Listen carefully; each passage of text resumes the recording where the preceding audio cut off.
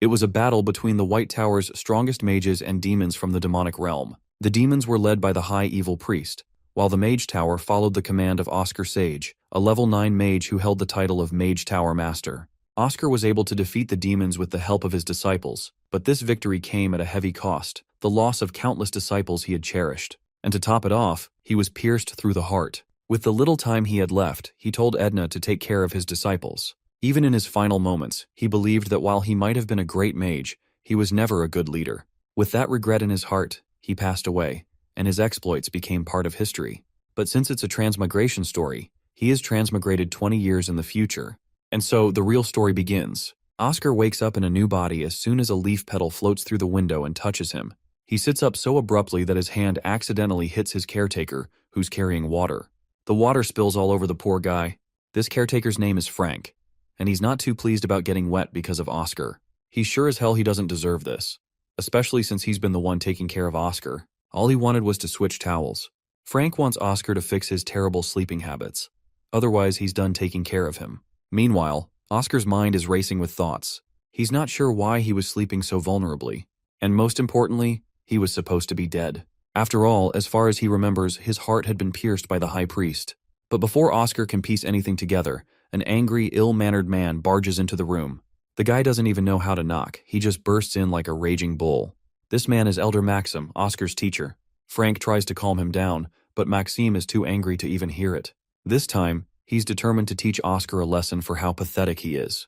However, both Frank and Maxim suddenly freeze when Oscar asks them why he's even alive. Even Maxime finds it ironic that Oscar realizes he's just a pathetic loser who should have been dead long ago. Oscar, on the other hand, notices Maxime's robe and realizes he's a mage from the White Tower. So Oscar asks Maxime to explain the current situation in detail.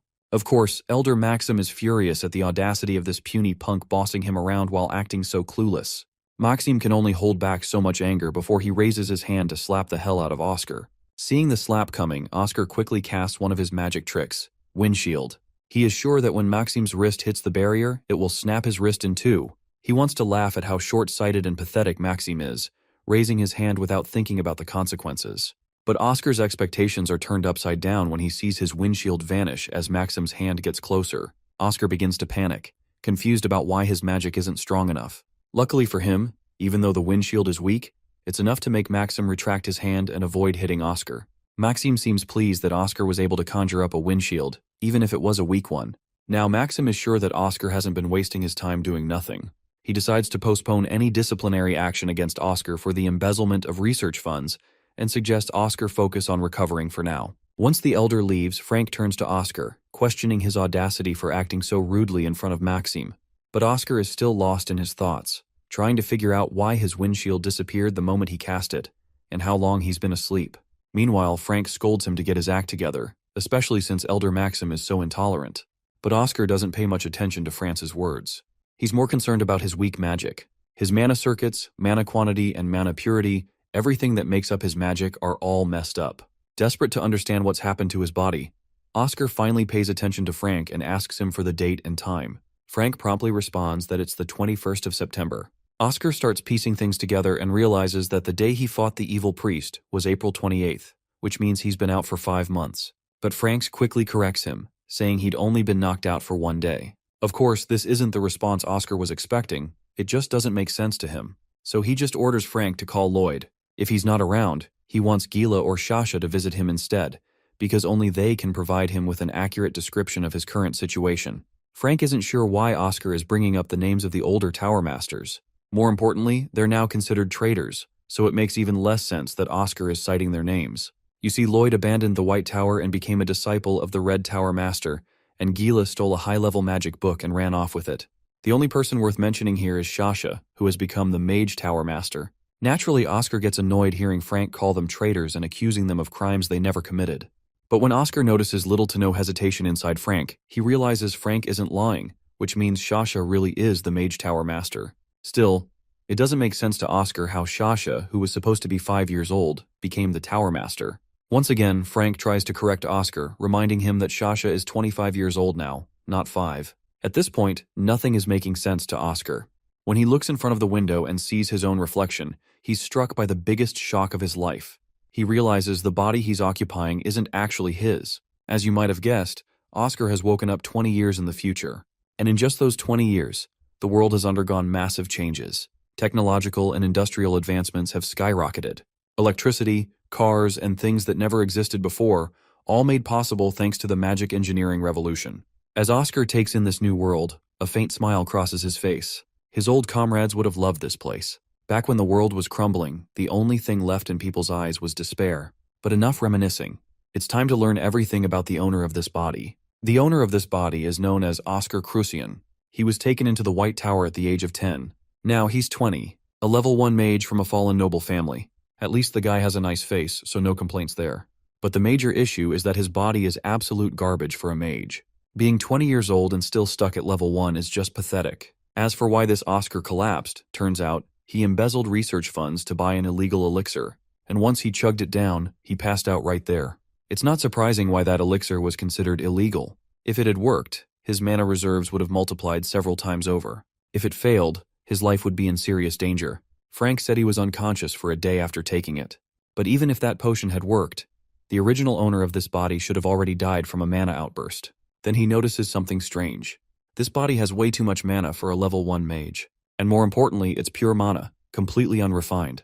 It's ridiculous to think that all of this is just because of a cheap illegal elixir the older owner chugged down. Then, suddenly, black gunk starts forming inside him, condensing in the middle of his chest. And before he can react, that black substance moves. It travels through his body, pooling at his fingertip, before dripping onto the ground. The moment it touches the floor, it starts melting it. Well, it's poison. At first, Oscar doesn't understand why there's poison inside him. But then, everything falls into place. First off, he has to admit that the illegal elixir wasn't a hoax. It was the real deal. A proper elixir that would normally cost a fortune. But the problem is that Oscar Crucian didn't know that the elixir also contained poison. In other words, he didn't die from a mana outburst. He was murdered with poison. And this poison is not an ordinary substance. It's so ridiculously potent that it's overkill for a weak level 1 mage like the previous owner of this body.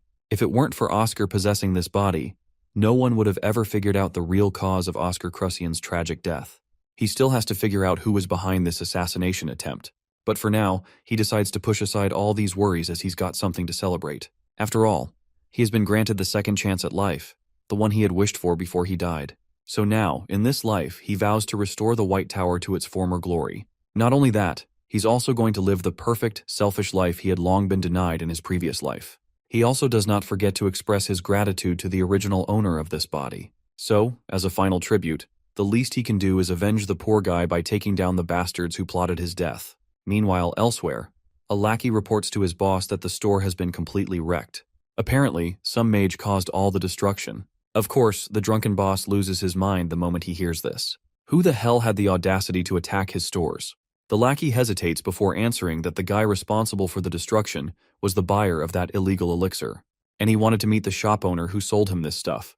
It does not take the boss long to realize that it's likely Oscar Crucian, but the boss refuses to believe Oscar Crucian could have been capable of such destruction. After all, Oscar is just a tier 1 mage. It makes no sense that Oscar Crucian is still alive after chugging down that deadly elixir, let alone defeating his guards.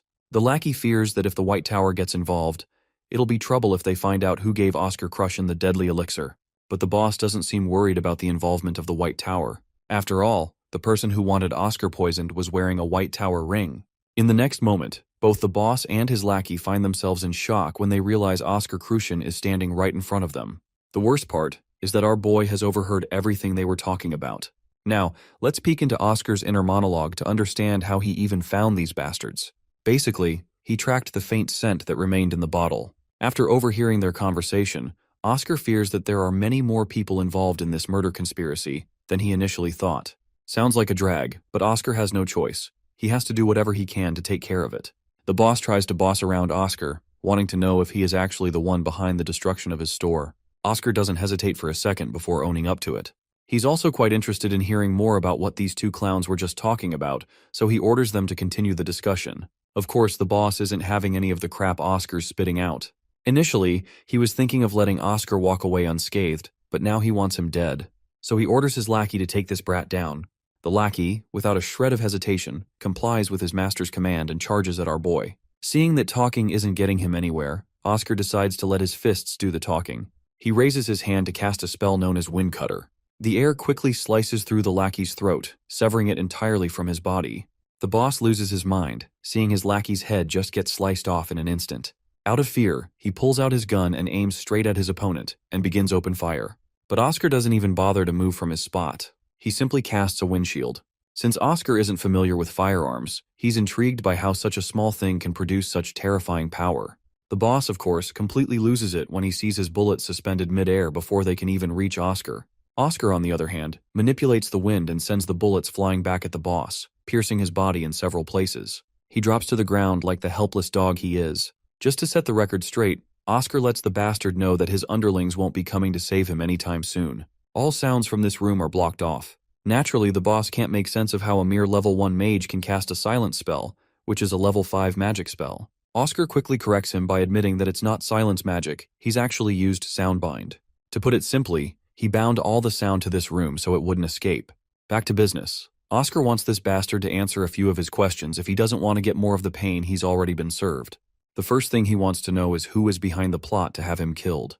Unsurprisingly, the boss, or we can also call him the shop owner, refuses to speak, earning him a well-deserved kick to the face. Oscar finds it commendable that this guy values his pride more than his own life. But still, this doesn't stop Oscar from inflicting even more pain. What Oscar is doing is channeling wind into the bastard's body, making it feel as if thousands of needles are piercing him from the inside. While our boy doesn't usually enjoy torturing people, this is the only way he can get the information he needs, so he goes with it. Soon enough, the bastard starts groaning on the ground, his pathetic face contorted in agony. He's willing to reveal everything, but only if Oscar stops tormenting him. Finally, Oscar decides to show mercy and cuts the guy some slack, though he's looking forward to hearing everything about the mastermind behind this conspiracy. The pathetic man finally speaks up. The mastermind gave them an elixir and some cash, instructing them to sell it to Oscar at a cheap price. The only reason they took the job was because the mastermind didn't take no for an answer. As for the mastermind's appearance, the guy had a hood over his head, so they couldn't see his face. However, the mastermind was definitely wearing a white tower ring. Hearing this, Oscar quickly realizes that the hooded man intentionally wore the white tower ring to throw this guy off. Oscar then asks the pathetic man how the mastermind smelled. The shop owner promptly describes the scent as being very distinct, something refreshing and clear, similar to mint. Oscar takes note of the scent description and moves on to his next question. He wants to know how the shop owner planned to get away with murder after poisoning someone with the elixir he sold. The shop owner reveals that the White Tower is currently busy with the withdrawal from the 4 main magic towers, so he didn't think they would conduct a real investigation. The mention of withdrawal from the 4 main magic towers catches Oscar's attention, so he presses the shopkeeper to reveal more. The shopkeeper is confident that Oscar, being enrolled in the White Tower, is supposed to know more about the internal affairs of the White Tower. In response, Oscar justifies his lack of knowledge by claiming that he got memory loss after he chugged down the elixir. The shopkeeper then proceeds to hand over all the relevant documents related to the conspiracy. Oscar grabs the papers and begins going through them. First of all, he learns about the White Tower's current situation. The documents say that April 28th is designated as the Day of the White Knight because the High Priest died on that day, and the Emperor commemorates the sacrifice of Oscar Sage by bestowing great benefits to the tower, including a 30-year tax exemption. However, among all the magic towers, it was the White Tower that produced the worst results last year. The White Tower, which lost everything 20 years ago, has yet to make a resurgence. There's an important announcement coming from the Imperial family at this year's White Knight Festival. Experts have pointed out that the absence of advanced magic is the largest problem facing the White Tower. Oscar is astonished to learn that the White Tower lacks advanced magic. He distinctly remembers giving documents to Edna to prevent something like this from happening. Then there's the last thing he reads, which describes how the White Tower produces the worst business results. Out of curiosity, Oscar asks this guy what kind of business the 4 main magic towers are running right now. The guy reveals that the Yellow Tower of the East, which controls lightning, opened up the great magic engineering era. They contributed to revolutionary innovations like street lamps and cars. Then there's the Blue Tower of the South, which contributed to the drinking water business, agriculture, and various kinds of potions. As for the desert-dwelling Red Tower, they joined the military ranks and assisted in missions like monster subjugation. Finally, there's the White Tower, which Oscar is most interested in learning about. Apparently, the White Tower does deliveries. Oscar is completely confused about what the shopkeeper means by delivery. So, for context, the shopkeeper elaborates that considering the White Tower's post office and the Wind Riders who can fly, they have a great advantage in delivering items quickly and safely. Oscar is deeply disappointed, and his day is ruined. You see, the prestigious mages of the White Tower fly high in the sky and rule over it, a symbol of freedom and bravery. This is why they were compared to dragons and eagles. To think that someone would choose such a ridiculous business for the White Tower makes him feel completely defeated. If only he could find out who decided on this business for the White Tower, Oscar would definitely make that bastard pay with his life. But it turns out, it's the current White Tower master who chose this business. Meaning, it's basically Oscar's own disciple who has brought such shame by allowing the White Tower to sink to such low standards. Moving on, Oscar wants to learn more about the business model of the Blue Tower. While he understands that potions are the largest source of profit for any magic tower, he doesn't get why the drinking water and agriculture industries are involved and why the Blue Tower is pushing these businesses. The shopkeeper finally reveals that the Blue Tower practically has a monopoly on the potion market, so they're selling clean water at an expensive price in the drinking water business. As for the agriculture business, they bring rain to areas experiencing drought. Oscar feels disappointed upon hearing this. As far as he remembers, the White Tower was the biggest player in the potion market about 20 years ago. If only all those potion creation methods hadn't been burned, the future could have been drastically different. Anyway, he's still curious about why people are buying clean water. It just doesn't make sense to him. Well, the shopkeeper reveals that it's the filthy rich who are splurging on this so-called clean water. Oscar doesn't see the appeal of spending money on something that is literally free. To him, drinking water from a well is just as refreshing. Anyway, Oscar finally understands why the White Tower is falling behind in terms of profits compared to the other magic towers. The other towers are operating on a whole other scale. This year's White Night Festival is pretty much the last chance for the White Tower to prove their worth. But the big concern Oscar has is that there are only 7 months left to prepare before the festival arrives. Suddenly, the shopkeeper on the ground begins to shiver with pain coursing through his body. The blood loss has made his limbs cold, and if this continues, he might die from blood loss. Though Oscar isn't sure if he should help this guy, he can't deny that the shopkeeper has enlightened him with all the information he wanted. But before deciding, Oscar takes a look at the ledger this bastard has. What Oscar reads there is shocking. The booklet literally records arsons, attacks on people, illegal loans, extortion of valuables, and even assassination requests. The entire book is filled with all the dirty underground work this bastard has been doing all his life. With immense disappointment, Oscar decides to leave. This piece of shit isn't worth saving. With that, he jumps off the building, leaving the guy to die there. Later that night, our boy finally makes his way into the White Tower. He feels utterly exhausted, like he's about to faint. It's just pathetic that he's feeling burned out after using a few basic spells. He's not even sure if this weak body can handle the advanced magic he plans to wield in the future. You see, what made Oscar Sage the greatest mage in human history was his mastery of Wind Archive magic. He tries to use it, but the magic just disappears. Before going any further, he decides to do a full checkup on his body's condition. First, he runs a magic scan. While the scan is running, he figures he should learn more about the owner of this body to understand it better. So he grabs Oscar Crushen's profile book and starts reading. Apparently, Oscar Crushen is the heir of Count Crushen and the sole survivor of a disastrous mansion fire. The magic world recognized his genius early on, and expectations were so high that different factions fought against each other just to recruit him. During his 6 years at the Empire Academy's magic faculty, he never scored anything less than full marks. With his extraordinary thesis, he managed to prove, without a doubt, that he was a genius. But what our boy can't understand is why someone like Oscar Crushen is still stuck at level 1. His doubts soon clear up when he reads that Oscar Crucian had mana deficiency syndrome. Bro had the potential to be a great mage, one capable of representing his entire generation, but his mana deficiency syndrome held him back. This news comes as a real shocker. Now it finally makes sense why this dude is still stuck at level 1. He understood magic better than anyone else, but because of his condition, he couldn't utilize it.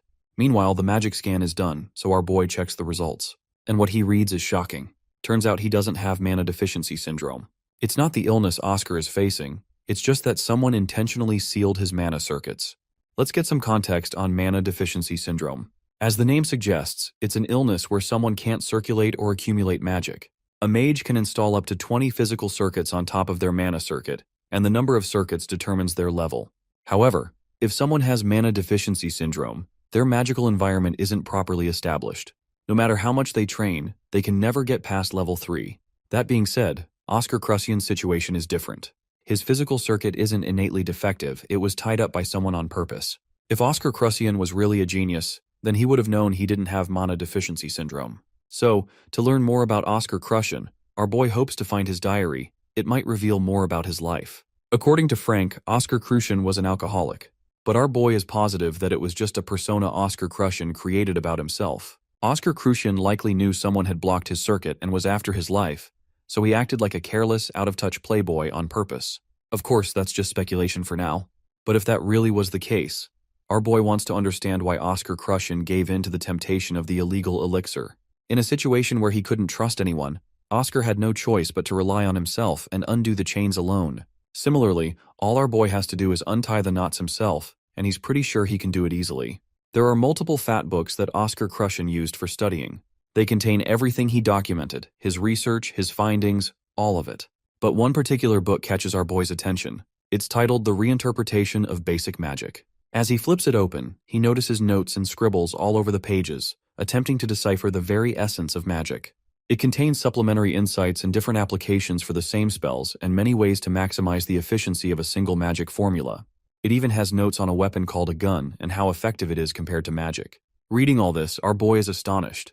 The advanced concepts behind various wind spells written in this book are the same as the ones our boy uses. On top of that, Oscar Crushen also wrote about how each spell could be applied in different situations, adapting magic based on circumstances rather than relying on rigid formulas. His research doesn't stop here. Oscar Crushen also created more basic magic by himself. Our boy finds it fascinating that Oscar Crushen, despite not being able to use magic himself, performed all these experiments as mental exercises. Now, there's no doubt why he was called a genius. Current Oscar also finds it intriguing that the previous Oscar's entertaining theories are so similar to his own. This book is living proof that the previous Oscar didn't just give up on magic. No, he worked his ass off more than anyone else. Every word written here represents his passion for magic. One of the pages also contains a beautiful quote, where he expresses his hope that this book will blow even the weakest winds toward the White Tower from a mage about to attempt his biggest challenge. This quote shows that he knew there were enemies out there trying to bring him down and prevent his talents from shining. But he fought for himself, alone, because he had no one. Oscar Crushen was a young mage who didn't break because of his cruel fate. Instead, he silently walked a lonely path. And this is when current Oscar vows to himself, as the 17th Master of the Magic Tower, that he will undo the knot that Oscar Crushen couldn't untie. Furthermore, current Oscar wants to make those bastards who crippled the previous Oscar's talents pay. Later, we find ourselves in a lush garden where our boy is walking around. Though he has no clue why he's walking around in the greenhouse, he remembers falling asleep earlier, exhausted from trying to undo the knot in the physical circuit. Suddenly, Oscar hears a familiar voice. It seems like Oscar is in his dream realm, where he's seeing his old life, what he used to be in his past life. He's with his little disciples. Apparently, Oscar is seeing all of this because of the damn dream curse. The demon world's Viscount of Nightmares placed this curse on him. Every time Oscar falls asleep, he's reminded of the past. Honestly, Oscar had expected the curse to be lifted once he possessed this body, but it seems the curse is bound to the soul, not the physical body. Though, it's kind of lucky that he's able to see his old friends. Now that we're here, let's listen to the old Oscar teaching the kids. Here, we're about to learn about the magic system, which is divided into 4 categories: enchantment, acceleration, balance, and special type. Magic might look the same physically, but they're actually categorized differently. The White Tower pursues the harmonization type, and wind magic suits them best. This black-haired little boy is Lloyd Schultz, 9 years old. Then there's this little girl with red hair, Sasha Maest, 5 years old. We also learn that each magic tower has its preferred magic type, as each type has its own traits. For example, the Golden Tower values speed most, so they specialize in acceleration-type magic, while the Red Tower puts their faith in fire, so they represent enchantment-type magic. The Azure and White Towers both specialize in balance-type magic. The golden-haired boy, Gillian Dominic, who is currently 7 years old, expresses his interest in learning acceleration-type magic because he thinks slow things are such a drag. But Oscar reminds the excited kid that he can't just pick any type on a whim, because everyone is inherently born with an affinity for a particular magic. Sasha then curiously asks how they can figure out the affinity they're born with. To answer her question, Oscar creates a small magic circle on the ground and tells her to extend her index finger and try to use the spell written on it. The girl is a bit confused because it's the first time she's seeing a spell like this, but she tries anyway. As soon as she does, Mana begins to dance at the tip of her finger. Oscar takes note of how it's not too fast, nor is it lethal. Since it's balanced, she's harmonization type. The girl is overjoyed to hear this because she has the same type as her master. The other disciples also begin checking their types. It turns out Gillian has gotten acceleration type magic, just as he had hoped. And oh boy, that makes the little guy so happy he's practically bursting. Lastly, there's Lloyd. His mana takes the form of a pretty flower, which means he's a special type mage. Lloyd meekly asks his master if there's any way to change his magic type once it's been decided. Oscar doesn't quite understand why Lloyd would want to change it, especially since special type is so coveted. Only 2 people out of every 1,000 have it. Lloyd's reasoning is simple. He wants a balanced type, just like his master. This makes Oscar crack a playful smile. While Oscar is willing to look into how someone can change their type, he's thinking of giving Lloyd the most attention out of everyone since he's got the special type. Of course, that's enough to make Lloyd reconsider his decision. After all, there's nothing better in this world than getting attention from his master. So, just in case, he wants Oscar to confirm if he's really going to give him private lessons and all the special attention. Oscar confirms this without a shred of doubt. You see, special-type mages will find it tough to improve without a proper teacher. So, it's only natural that Lloyd will get special treatment. Finally, Lloyd changes his mind and admits that special type is not bad at all. But just in case, he wants his master to promise these private lessons. And thus, they both get into a pinky promise. Let's not forget about our boy who is watching himself with his disciples. The sight is heartwarming as Oscar recalls how Lloyd was called the Promise Man for this very reason. Suddenly, Oscar wakes up as an announcement blares from the broadcasting room. The message is specifically directed at him, summoning him to Lab 4202 immediately. As he makes his way toward the designated lab, he reflects on his progress. He has now unlocked 12 out of 20 physical circuits, leaving 8 remaining. Additionally, he has gained 2 mana circuit lines, officially making him a level 2 mage. Upon entering the office, he finds Elder Maxim from the first chapter waiting for him. The moment Maxim spots Oscar, he inquires about his well-being. The Elder has came to know from the word of mouth that his memories are returning. Oscar affirms this, and Maxim is visibly pleased to hear such a positive response. A little about Maxim. He was once Oscar's junior back in the day. Now, at 45 years old, he serves as an Elder of the White Tower. Though he entered the tower many years after Oscar, time has made him an Elder in his own right. Honest to a fault and diligent, Oscar always believed his junior had a bright future. Oscar recalls how Maxim used to follow him around, addressing him as senior with respect. Noticing Oscar's nostalgic expression, Maxim asks the reason behind the faint smile etching over his face. However, he moves the conversation forward, revealing reports of 2 recent deaths, the Gordon family's boss and the acting head. Maxim questions whether Oscar knows anything about this. Oscar promptly responds that while there isn't anything in particular he has to say, there is a justifiable reason behind their deaths. Then he drops the bombshell. Those men had tried to assassinate him. He explains that the elixir was poisoned, and the commission fee along with the ledger serves as proof, and he stole them from Gordon family's boss's house. Maxim finally pieces things together, realizing that Oscar's bedridden state was likely due to this assassination attempt. Oscar confirms his suspicions and further reveals that when he confronted them, they attempted to kill him. However, he managed to defend himself and came back with the proof. The ledger contains details of the contract killing. Maxim acknowledges this and assures Oscar that he will ensure the incident is closed as self-defense, keeping Oscar out of any murder allegations. Oscar is relieved to hear this. With that settled, Oscar makes a personal request. He wants to meet the Magic Tower Master Shasha. Since this request is within Maxim's ability to grant, he sees no reason to refuse. Moreover, he recalls how Oscar often had discussions about magic with the Magic Tower Master in the past, making this request even more reasonable. This revelation surprises Oscar, as he was unaware that the previous Oscar had spoken with Shasha before. Now he is curious about what those conversations entailed. However, Maxim reveals that the earliest possible meeting with the Master would be in 6 months, which coincides with the White Night Festival. The reason for this delay is that the Master is away on a business trip, handling an important commission. This doesn't sit well with Oscar, and he wonders why the Magic Tower Master would go to such lengths for what seems like a minor responsibility. In response, the Elder explains that the High Mage is currently absent, so the Master has to take on their duties as well. Out of curiosity, Oscar inquires about the Magic Tower Master's current level. Maxim reveals that she is a level 7 High Mage. Hearing this, Oscar reflects on how, at her age, he had already reached level 9. Given her talents, he believes she should have at least reached level 8 by now, so he is not sure what held her back. Shifting the topic, Maxim brings up the reports, mentioning how the cross-section of the corpses was unnaturally clean. This raises the question of whether Oscar has started practicing attack magic again. Oscar affirms that he trains only when he feels like it.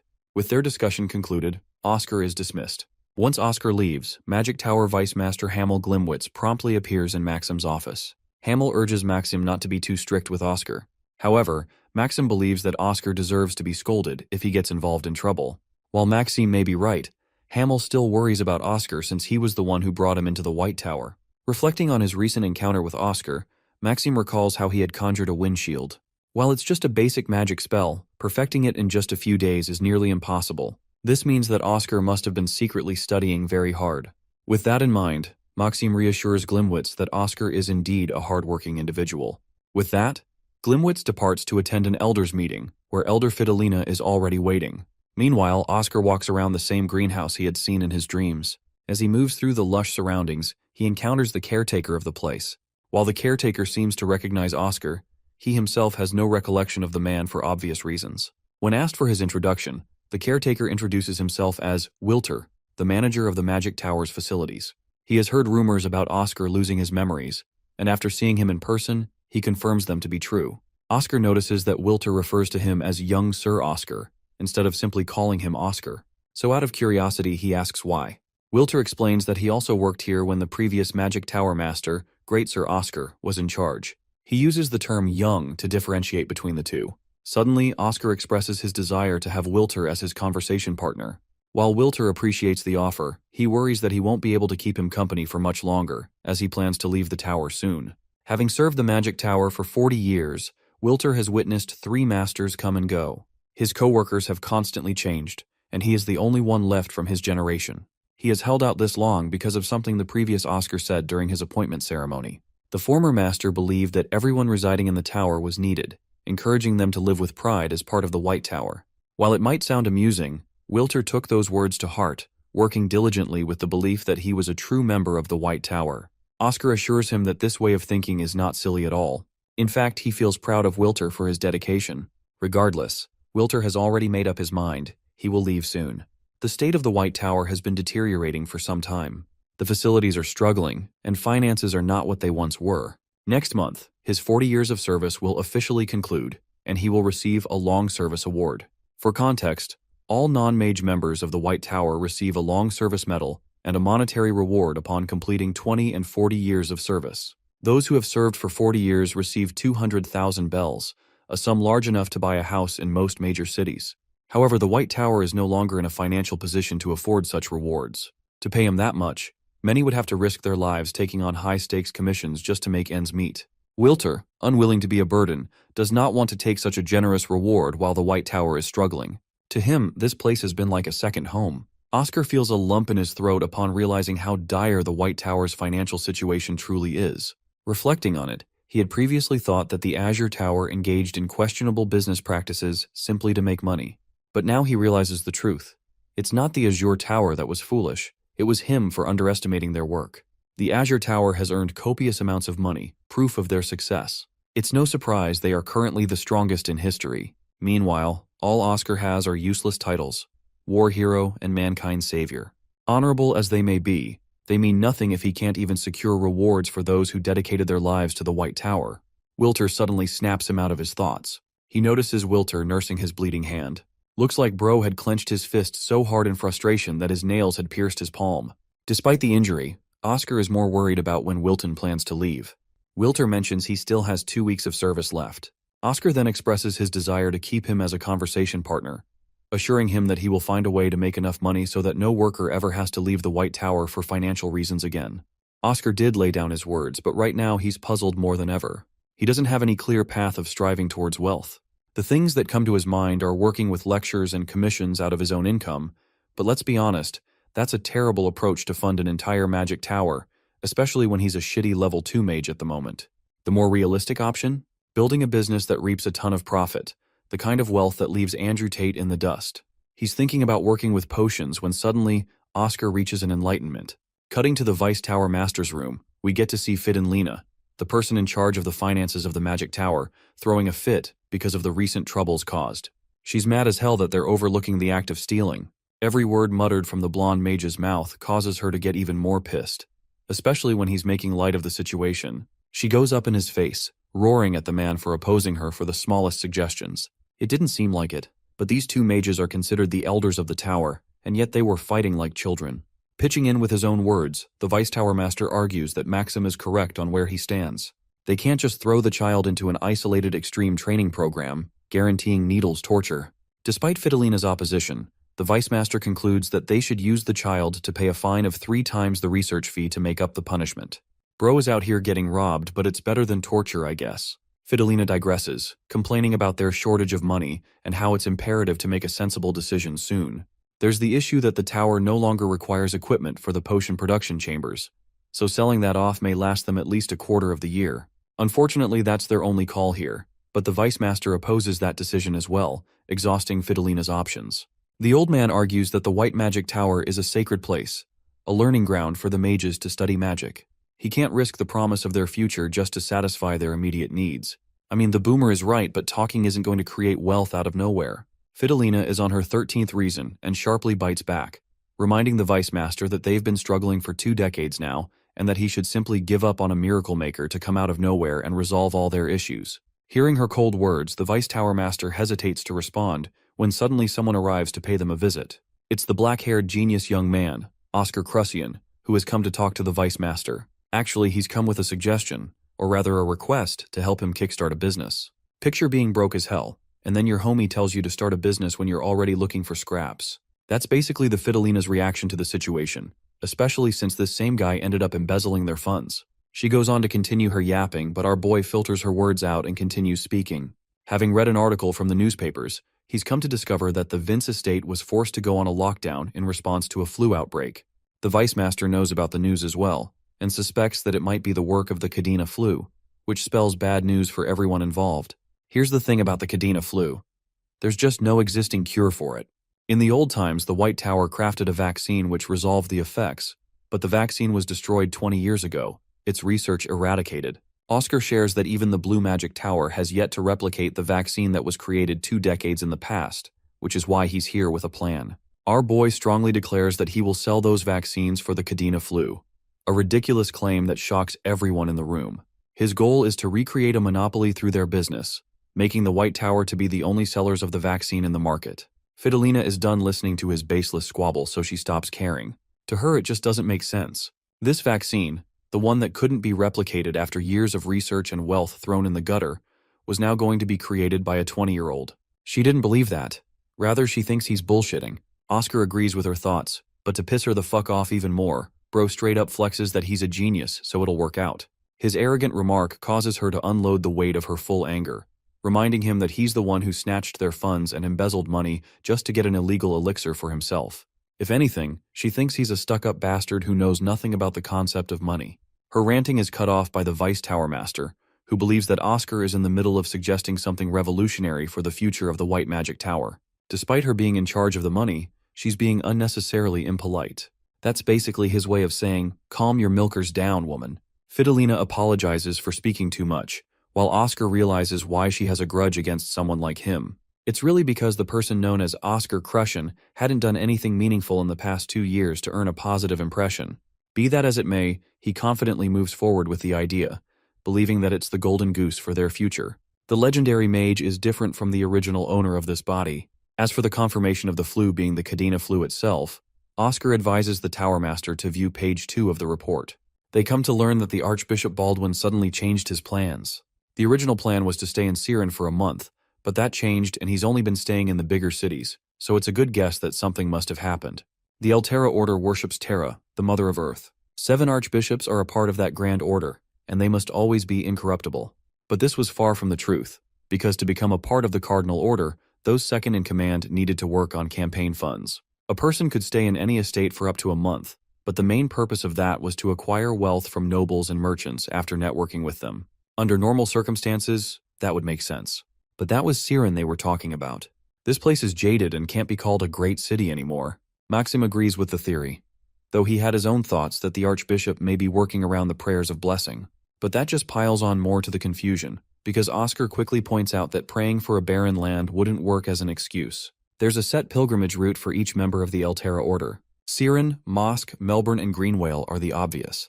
But the final place that comes safer is Vince. He suspects that the Archbishop stayed in Knox for a month before arriving headfirst in Theory City. Oscar believes the man will stay in Mosque for another month, and finally spend the remaining 2 months in the final 2 cities. So where's he going with this? Well, the genius Mage reveals a striking observation. It's as if the Archbishop is intentionally delaying his plans from visiting Vince as long as possible. The mention of this observation has all 3 of them fully attentive. Now, in the case of an accident occurring during a pilgrimage, The higher order of Elterra reasoned that they must have angered the goddess of death. That kind of reputation is a death sentence to any aspiring archbishop who wants to become a part of the higher order to become a cardinal. Maxime processes the situation Oscar is painting with his thoughts. He wonders if the Archbishop Baldwin already knew about the Cadena flu outbreak in Vince, and intentionally stalled for time for things to settle out. Fidelina is really impressed by our boy's incredible analysis, even though it's nothing more than a theory for the moment. The Vice Tower Master agrees with Oscar's thoughts, but unfortunately declines any plans of sponsoring him. This comes as a shock to the genius mage. The Vice Tower Master explains that they won't be able to support the other mages under them if they focus on Oscar alone. Though that may seem like an issue, the Vice Master is so convinced of our boy's business idea that he's willing to invest his own money to make something out of this business. It's unbelievable for Fidelina, who tries to stop the Vice Master from doing something so rash. But he's okay with the decision, and offers 30,000 bells, which is basically the average salary for a month. Bro's face goes to shit upon the realization that 30,000 is literal peanuts compared to the amount he needs for this enormous task. In the production chamber, Oscar is out here having a headache. Since he's short on funds, he's got to execute Plan B. This time, he intends to create a short sample of the vaccine to supply it to Baldwin, and then retrieve money from the Archbishop's side. After all, Baldwin's reputation depends on his pilgrimage, so he'd be willing to spend a good fortune. Getting to work, the genius mage prepares himself to create the vaccine. Getting started with his work, our boy is satisfied with how things are going. He's satisfied with the energy drink that he made as a practice session. His poor assistant is out here doing the heavy lifting for our boy, just gathering the ingredients. Luckily, Oscar has a fatigue recovery potion on him, so it should help out. The energy drink he made is fresh and new. As for the ingredients, they're premium quality, which was hard to find. Oscar thinks that this guy should be a damn merchant himself because he's got an eye for the good stuff. Funnily enough, that's exactly what he plans on doing after the tower is fully demolished. Oscar slaps him for saying bad stuff about the tower. Since Elder Fidelina assigned him to do the heavy lifting for our boy, Oscar has changed his impression of her. She seems like a caring sweetheart underneath that mean face. But the thing is, Oscar doesn't exactly require an assistant. He analyzes the situation of the White Tower. Things aren't looking good because of people constantly creating new issues for him. If only they banded together and contributed to the growth of the tower, the situation would be far different. Among those children is Frank, the assistant he's been assigned. The kid seems sharp, and Oscar has been meaning to ask him a question. Frank expresses his concern regarding the poisonous ingredients, which he noticed upon buying. The thing about the black lilies of the valley, the red camellias and the ghost mushrooms, is that they're all poisonous. But Oscar argues otherwise, explaining that even poisonous ingredients could be used to create medicine, as long as they know how to handle them properly. First, they will detoxify the ingredients by boiling them for 12 hours. However, there's one glaring issue with that method, which also washes away the rich nutrients inside the herbs. He asks Frank about the dumplings from the Yan dynasty. To make them, a steamer is used, which is a tool that can also detoxify the herb while also retaining most of the nutrients inside. And that's his plan. He's going to extract about 98% of the ingredients using this method. Then, their plans of monopolizing the market will be one step closer than ever before. Frank asks if the steaming process is the end of the detoxification itself. But that's not all. The ingredients inside only get softened and then further detoxified using a special spell. Activating air drain, Oscar extracts the poisonous essence from the steam and removes it completely. The remainder of the steam is pure, containing not a single ounce of toxin inside. So now, the only thing left is to mix the components back to a single potion. At last, the impossible cure for the Cadena flu is finally created.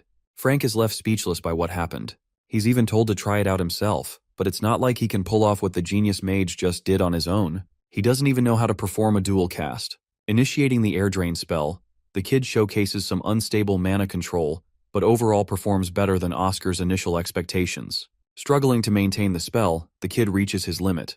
Oscar goes on to tease him for being unable to dual cast. Frank points out that it's ridiculous for him to expect a dual casting ability when he hasn't even reached level 4 yet. Oscar gives him a one-of-a-kind opportunity to learn the secret technique from him. The key to unlocking this ability is to create separate partitions inside of your brain, the left hemisphere focusing on Magic A, and the right hemisphere focusing on Magic B. Applying this advice, Frank gets to work and immediately shows promise with his spell. He has now successfully learned how to dual cast, which was much easier than he thought it would be. Thus brings the question, why is it a secret technique if it's so easy to learn? To that, Oscar reveals that the mages are greedy and didn't want the juniors to easily get their hands on everything. They wanted them to put in the work before acquiring such an ability.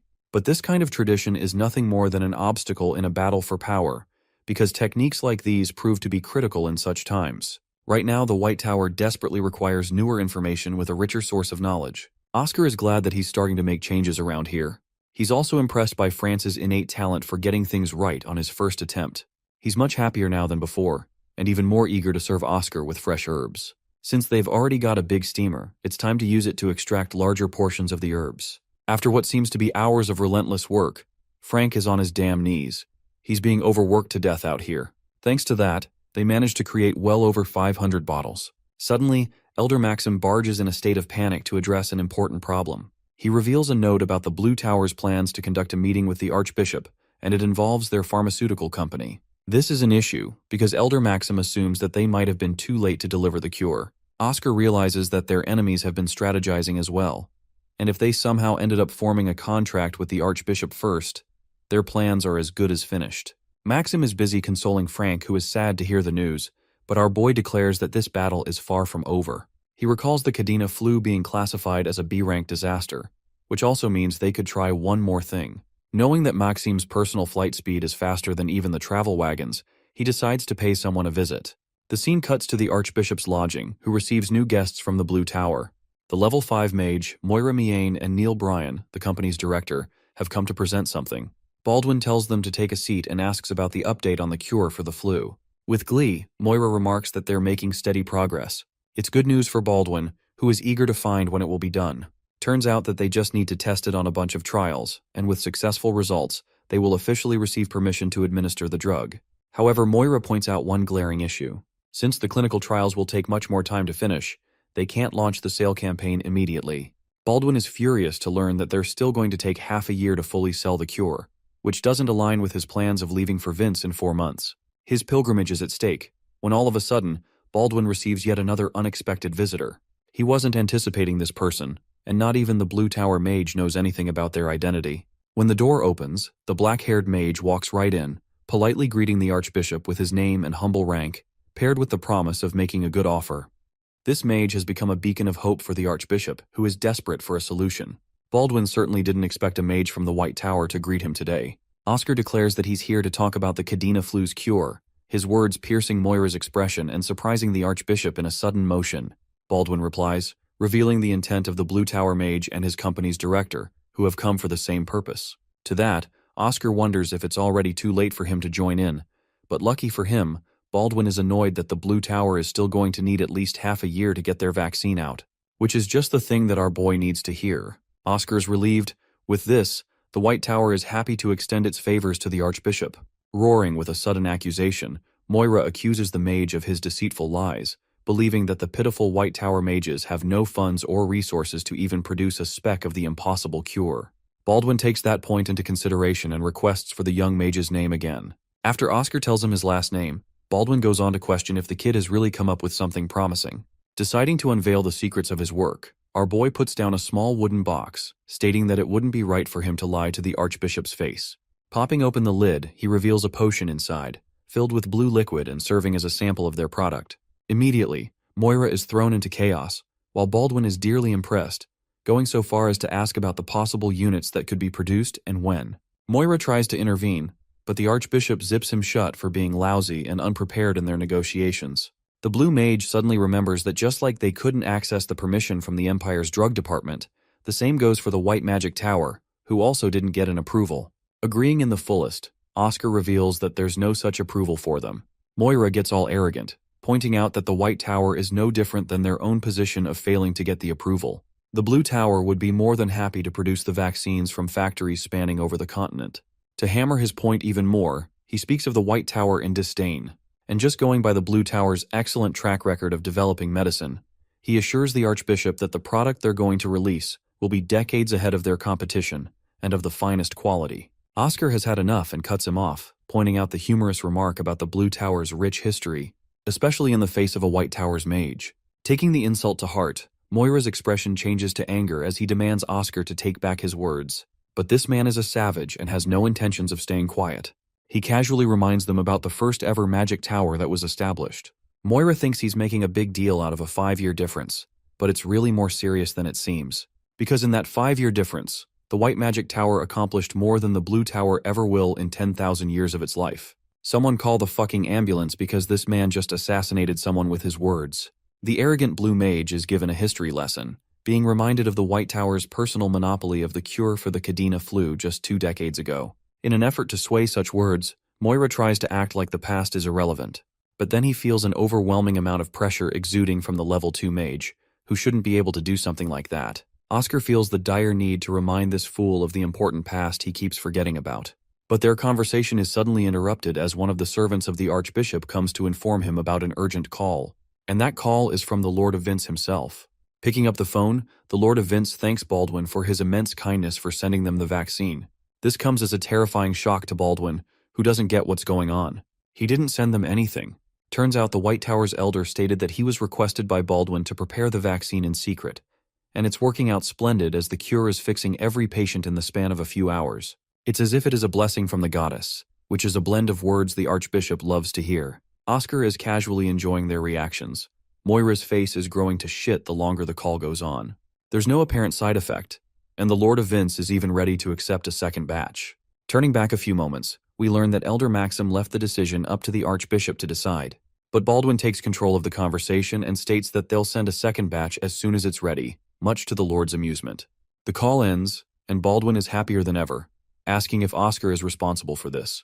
Upon confirmation, Moira roars at the acts being committed against their laws, but Oscar cuts his insufferable ass off. First, he gave him a history lesson, so now he's happy to teach him a little something about laws regarding wars. Moira thinks he's changing topics, but it only goes to make the genius mage wonder if people have grown too complacent in the 2 decades that passed. Oscar begins by stating what happened 22 years ago. Only one weapon was responsible for annihilating the lives of the humans in their battle against the demons. It wasn't a sharp sword or a spear, but a deadly pandemic. Realizing they had to act quickly, the mages of that time began research to produce cures, and the FDA's delayed actions caused many lives to be lost. It was then that a new statement was added to their laws, categorizing special treatments to be exempt from approval in the face of war. This means that they will remain unaffected by the laws of the FDA. Just like any normal person, Moira points out that they're clearly not at war, so it doesn't make any sense. To shut him down again, Oscar reveals that 3 cases qualify a situation to be a war. The first is when opposing nations are fighting against each other. The second is when there is a rebellion from within. The last condition is when a disaster classified rank B or above is running rampant. And now, since the Kadena flu is ranked B, they are, once again, exempt from following the FDA's laws. Moira is stupefied to learn this information, while the pharmaceutical company's director argues that then they could easily send their own treatment as well to do what the White Tower just did. However, Baldwin thinks they're being needlessly foolish. First of all, the White Tower won the race, and second, now Lord of Vince is convinced that the Archbishop is working with the White Tower. That's why he can't just go back on his words anymore. Faced with despair, the company's CEO even pleads to lower the price, but Baldwin slams his fist on his chair, reminding them that he can't purchase a reputation with money. The Archbishop has heard enough from these two, and he's no longer interested in doing any kind of negotiations with the men. The psychological battle is won, and the Blue Tower crumbles in defeat. Moira gets up, and as he's parting ways, he swears to exact his revenge one day. But our boy is hilarious, because he's out here thinking what kind of movie dialogue this scumbag rehearsed before saying such a corny line. Rubbing salt on the wound, Oscar expresses that he's already registered a patent for the treatment, which means these guys are totally fucked. To sell their own cure, the Blue Tower will have to purchase the fees to the White Tower, because otherwise, their work is finished. Moira's anger is probably comparable to the heat of 1,000 suns. This man is seething from where he stands. He exits the room, while the company's director quickly follows, grazing just past Oscar. The mage instantly catches that this guy is wearing a unique scent. The clear scent of mint, just like he was informed about. Oscar's found his target, but now wasn't the time to hunt him down. Baldwin tells the mage to take a seat to resume their conversation in private. He's already quite impressed by Oscar's work, but now he's curious about their pricing, even going as far as to reveal the Blue Tower's demand of 2 million bells. Smirking in response, Bro increases their offer more than double, demanding 5 million bells and throwing the Archbishop in a state of disbelief. This guy has been taking lessons from Andrew Tate's Hustlers University, apparently. A few hours passed. Fidelina's eyes widened in shock as she couldn't believe they received a check of 10 million bells. Oscar is more than happy to confirm they did, causing both the elders to leap on top of him for his brilliant work. Even the Vice Master is curious how Baldwin folded so much of a price. Turns out, Oscar demanded additional fees on the side, and this fee is his expense to cover the advertisement costs.